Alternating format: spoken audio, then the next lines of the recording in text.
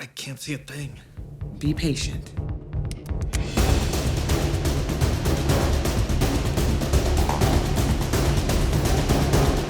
Hand me the spectrograph.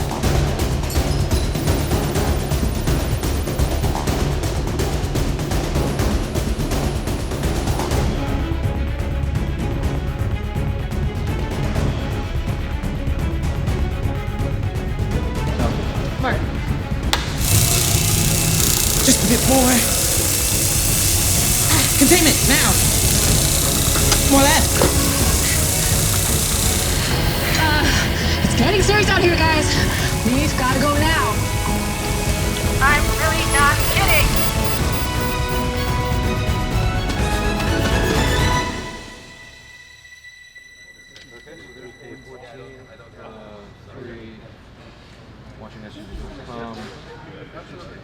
Yeah, that's what. Okay, so you're looking at the scenes because she broke it down. Every A scene is virtual here on stage. StEM2 is a follow-up to the original standard evaluation material that was made in 2004 to help evaluate the standards for digital cinema. It was the dawning of the age of digital projection in theaters, and we needed to determine what compression technology would be used in order to ensure that a presentation in a theater would look as good as or better than 35 millimeter film. Like any industry, there needs to be standards that everyone follows. So a movie that you see in Des Moines looks like the same one you see in New York City.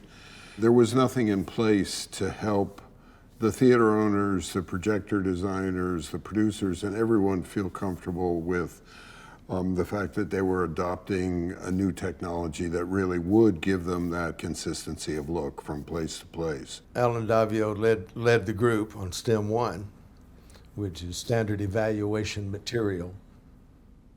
It was designed to try and break the system, try and break the compression system, try and find out what the limits were of digital projection. It was shot on film, and it's been used for years and years and years as very, very important material because we knew exactly how it was produced and how it was transferred and how it was developed into the package that it became. Since the original STEM material was created, we've had myriad technical innovations to get a better exhibition to audiences. That's higher bit rates, higher dynamic range, higher color gamut, higher resolution. So we needed to provide material that would tax all of these innovations to be able to make sure that the systems are working the way they should. Storytellers today have to not only plan for a theatrical release, they have to plan for it being viewed on a home TV, on a tablet, on a cell phone. What does that look like and feel like and sound like? One of the problems that we're looking to solve with the STEM2 is that when a manufacturer or a technologist creates a new solution for the industry, they need material to show to professionals to demonstrate that technology. If they've generated their own original material, then as professionals, we don't really know what we're looking at, and we don't know how to evaluate that. So the ASC, Motion Imaging Technology Council, as a neutral third party of imaging experts, has created the STEM2 as a standardized baseline so that these companies can demonstrate their products, and we know what we're looking for to be able to evaluate those new tools. Wendy Ellsworth and I are chairing the Next Generation Cinema Display Subcommittee of the ASC Motion Imaging Technology Council. It is our job to evaluate different display technologies for large screen cinemas. May it be the existing xenon lamp technology or laser projection or LED walls. STEM2 will be memorized, will be seen by many of our members and industry partners on different days, on different devices. Without STEM2, when we evaluate a system, we always see the most beautiful footage tailored for that special system, and it always looks amazing, but we don't necessarily know if it looks right.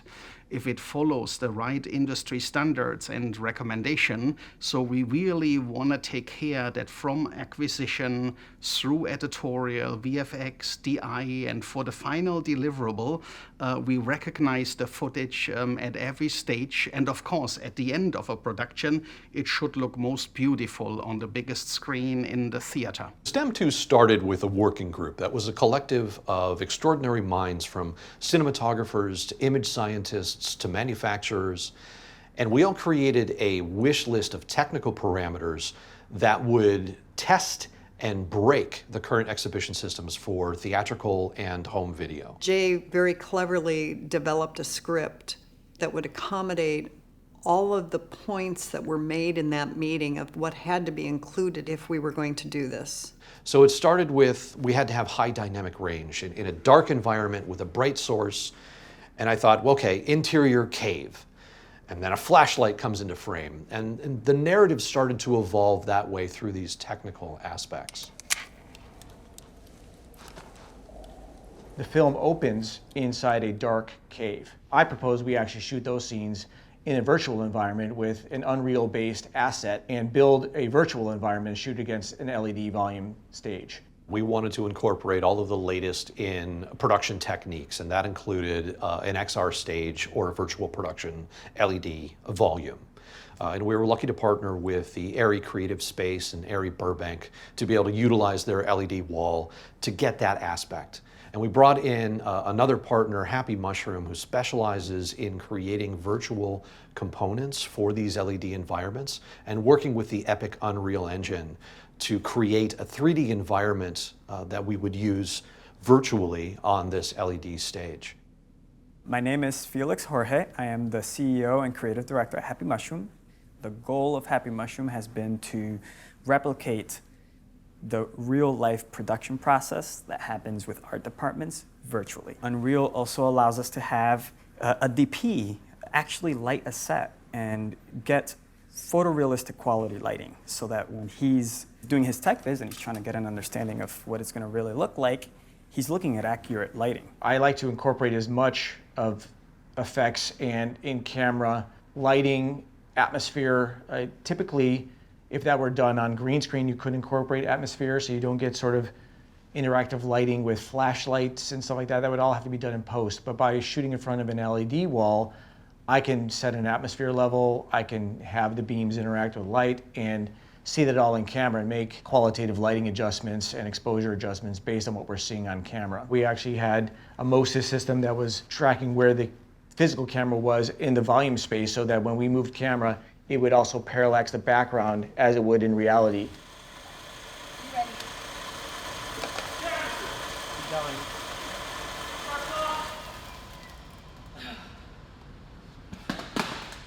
One of the things that I'm going to be doing specifically in visual effects for StEM2 is I'm going to be stretching some of the parameters of color. One of the plot points is a small canister. There's a crystal and there's an effect inside the canister, and I'm going to create the effect, and I'm going to take the color of that effect and put it out at the boundaries of Rec 2020 so that we can see what really saturated colors look like. For the production of StEM2, we decided to go for ASIS. ASIS, the Academy Color Encoding System. The working space is AP0. If we think of the horseshoe of the CIE color chart, AP0 is outside of what the human visual system can see. We convert Alexa RAW, Sony RAW, Canon RAW, Red RAW, Blackmagic 12K camera RAW into AP0, use this as a core common color space, create a master, and use ODTs in some sort of a passive way to then tailor the footage to a Rec 709 monitor, which is a smaller color space, P3, Rec 2020. For me, this was the first time that we used one master file format and one master color correction master and derived all the different versions from it by simply changing the ODTs.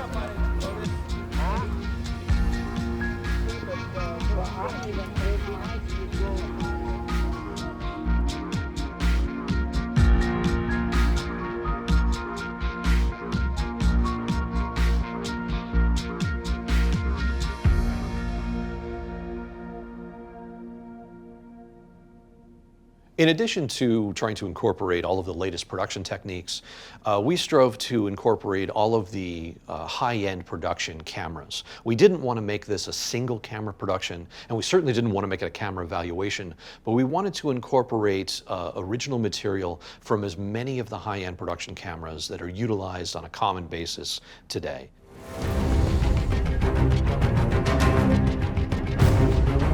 So one of the things we wanted to look at was strobing and judder and vertical bars in frame. So we needed a way to depict that on screen that still worked narratively. So we actually brought in a picketed fence that the character could run past, that we would see the fast panning that could create judder, especially when you go into an HDR deliverable. Those motion artifacts can really break a system down.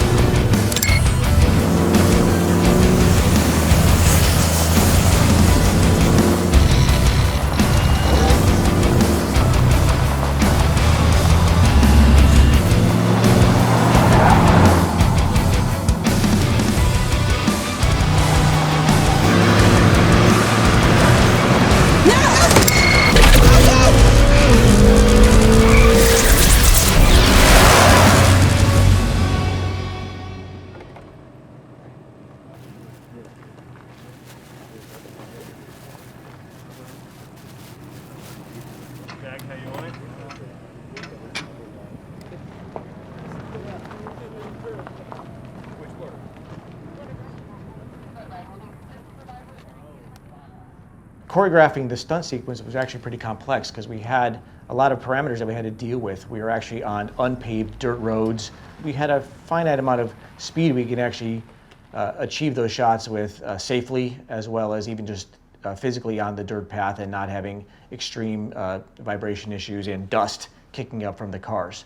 So we blocked out several sort of signature moves that we wanted to achieve with the armed car and the practical cars doing the chasing, and we had both leading and following and profiles to pick off, and then planning it out with the stunt coordinator and also the time of day when we wanted to shoot all these things.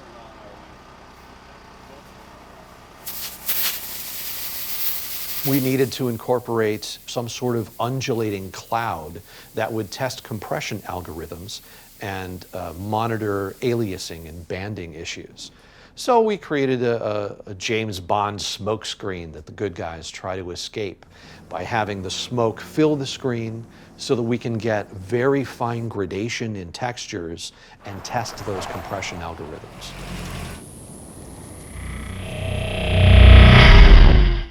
My name is Steve Shaw, ASC. I've been a member of the ASC since 1996. I shot a lot of plates for this project, The Mission, and that's a perfect name for this because it is a mission. Jay created a storyboard with what he wanted, so that was basically my guide, plus many meetings and many, how we're going to do this, how we're going to do that. We're going to do camera remote on crane arms, and we're going to travel. So that's what I had to deal with. Number one, making it safe. Number two, making it dynamic.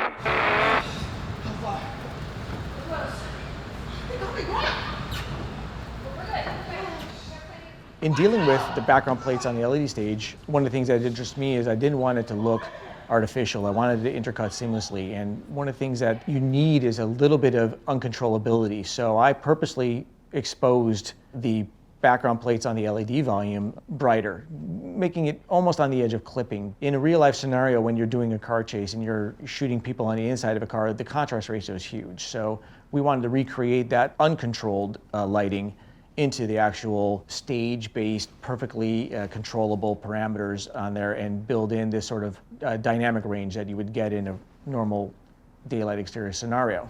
See how we fit. Take it from the top, from first jumping in the car.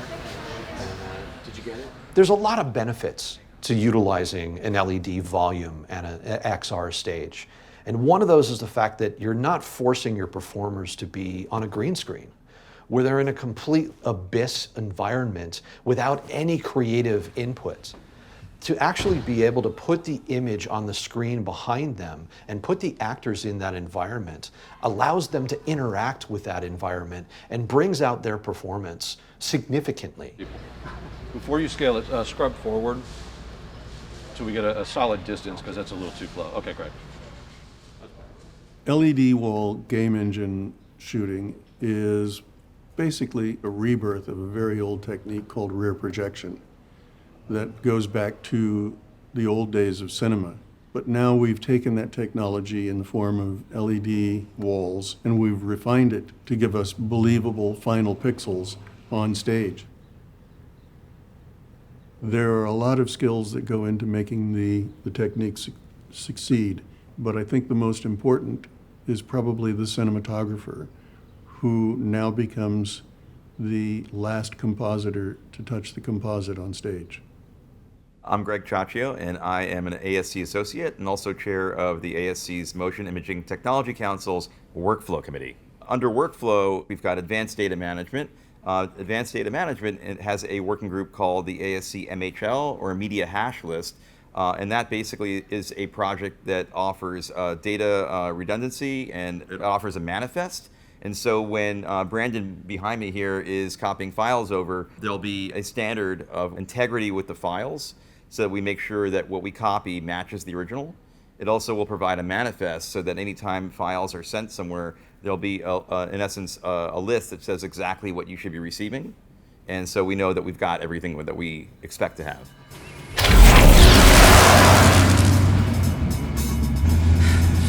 Did we make it clean? I can't tell. Are we clean? Hold on. Hold on. Yes, we're clear.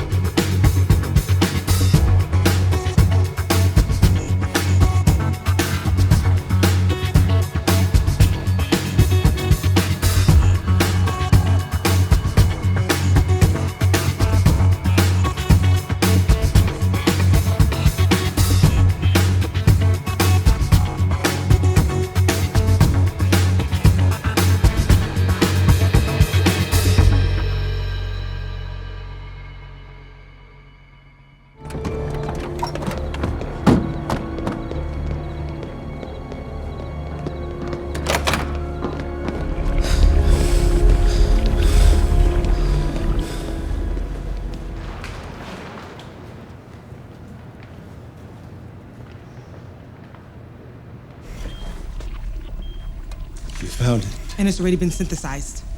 Extract it now. The sort of crescendo of the movie is that the characters are rushing to get to a destination, which is this derelict warehouse in the middle of downtown.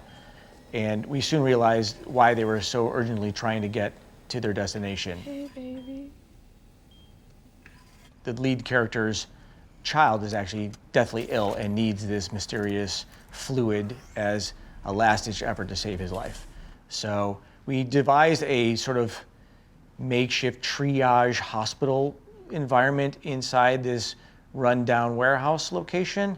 But I wanted it to feel designed. I wanted to have something that had some scope and some production value to the environment that gave us a visual payoff to the ending of the film. I had this idea of basically building a Viz Queen cube that would be backlit, illuminated with all these sort of medical lights and stuff that we would see from outside as the characters are approaching. And it felt like they'd set up a small clean room. They would have the air filtered. It would be kind of contained within this little viscount field, but it was also visually dynamic. We had a thin grade, clear plastic sheeting that just gave you a detail of what was behind it, but it kind of fuzzed it out, but it spread the light and glowed in an interesting way. That was fun for me because I was able to sort of design my lighting around this thematic idea that felt practical and made narrative sense, but it was also visually dynamic. So we hung some Astera tubes from the ceiling to create some sort of a geometric sort of lighting pattern exterior of the cube, and then we had a big surgical light that could light the child in the center of the room, and then all these sort of blinking medical apparatus situated around him that gave set dressing and lighting opportunities for me to sort of cue off of in stage the sort of lighting and dynamics of the way the characters would move around the environment. Adam, look at me. Hey, baby, look at me. Look at me. Mama.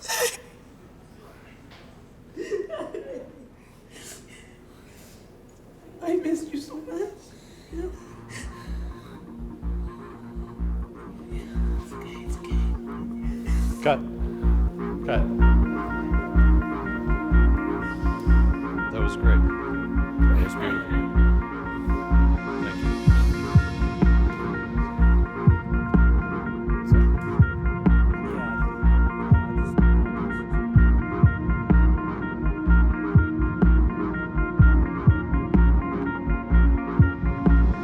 The StEM2 project, which is created by the American Society of Cinematographers Motion Imaging Technology Council under the leadership of Curtis Clark, ASC, is a tool that we're providing to the motion picture industry to help inspire innovations that will maintain the integrity of the filmmaker's vision through to the exhibition to the audience, whether that be in the theater or at home. And we're hoping that the StEM2 provides the right material to help these innovations to make sure that the audience is seeing what they should.